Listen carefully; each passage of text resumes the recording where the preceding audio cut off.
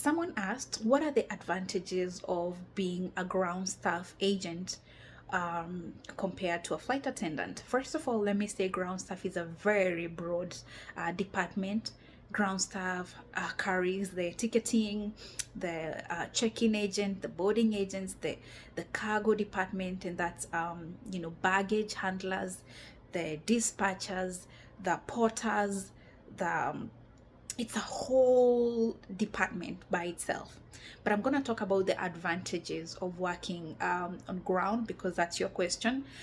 Number one is ground staff don't it doesn't the interview itself doesn't have restrict or strict rules as compared to like how you're supposed to look, or how you're supposed to your height and stuff like that. As long as you have customer service experience, you're fit to work as a ground staff in whatever department that you're qualified, or that they're going to hire you at.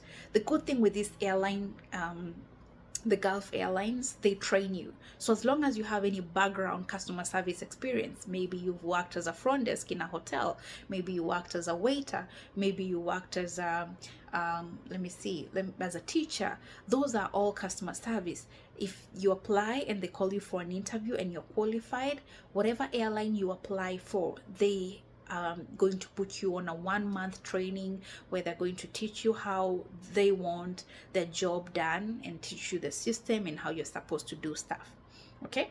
Number two advantage of being a ground staff is, just in case you fall sick, you can go to the hospital because you're on ground. Usually when I worked for Emirates, there was a hospital at the airport, so you didn't even need to leave the airport. You can just go to the hospital at the airport and get checked. And if you fall sick, you can ask for a sick leave and go to the hospital, as compared to a flight attendant who, if you're up there on board, the flight is on air and you fall sick, they have to see how sick are you, can you wait, and if you're really sick, they have to divert and land into the nearest city or country that's there, so that they can get you an emergency checkup. Or rather, what I'm saying is you have to wait, because that flight has to touch the ground. Number three is that working as a ground staff, there is an advantage of you're going to learn a lot of stuff when it comes to like the system and what the airline carries at the background of what the passengers see. So like if you're working for the baggage department, most passengers don't even know where the baggages are. They just know that, hey, this is my check-in bag and I'm flying to Singapore, I'll get my bag in Singapore. But you as a staff, you have so much knowledge when it comes to like handling the ground staff roles. You know how the bags are checked, the security checks and all those stuff. Number four advantages, and these are just very basic things that I'm mentioning, working as a ground staff, is that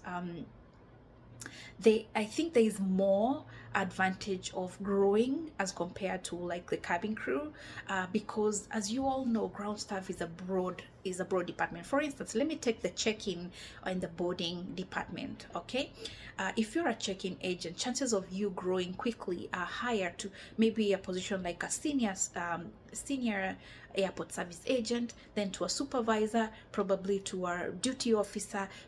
I feel like chances are more higher working as a ground staff as compared to like working as a cabin crew, because for flight attendants, yes, I understand there are so many, but imagine grounds, how many supervisors they need on the ground in a shift.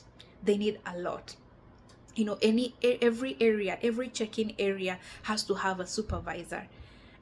Every gate where the flight is departing from, it has to have a supervisor. So imagine if there is 500 flights departing in one day, there has to be supervisors enough to handle those flights. There have to be senior airport service agents that are there to to cover up and just ease you know, the new joiners. You understand what I mean? Like, I feel like the growth there is way higher, and you can move from one department to another. Like, you can start, they can let you start checking with economy when you join, and then later on, when you're, you know, when you're more experienced, move you to first class and business class. They can move you to boarding gates, where you learn a lot of things. You learn a lot of things in a very short period of time. The other thing is, when you are working, you can get replacements and travel the world whenever you want, because you own your own passport.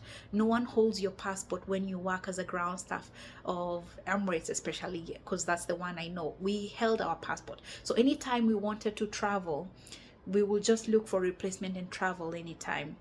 For cabin crew, yes, they do travel, but whenever they travel for work, sometimes they get to our destinations and they're too tired to even go explore. But for you, anytime you want to travel, get your 5 days, get your 6 days day off, and just go wherever you want. And you're traveling as a passenger, sitting in a as a, you know, as a passenger, and going to explore a new country. Not saying that flight attendants don't have that opportunity. They do, because they can take leaves, but they only have to wait for their like leave days, or probably wait for some rest days that are like maybe 4 days, where they can, or 2 days. Sometimes people would fly to Nairobi from Dubai with their 3 days off and come back. But I'm talking like as a ground staff, it was so easy to like get replacements and get like a whole week, sometimes even 14 days. But then you have to come back, or pay them back before you travel. That's if you want to hear more about how that's possible, let me know in the comment section, and I can explain how it is easy for you to replacement. So if you don't know what replacement is, put it in the comment section and I'll be right back to like explain. But there's a video I did about scheduling. If you watch that video, you'll kind of understand, because I remember telling you we have different kinds of shifts, and those shifts, if you have like a couple of days, it's easy for you to ask your friends to work on your days, and then you work on the days that they want to travel.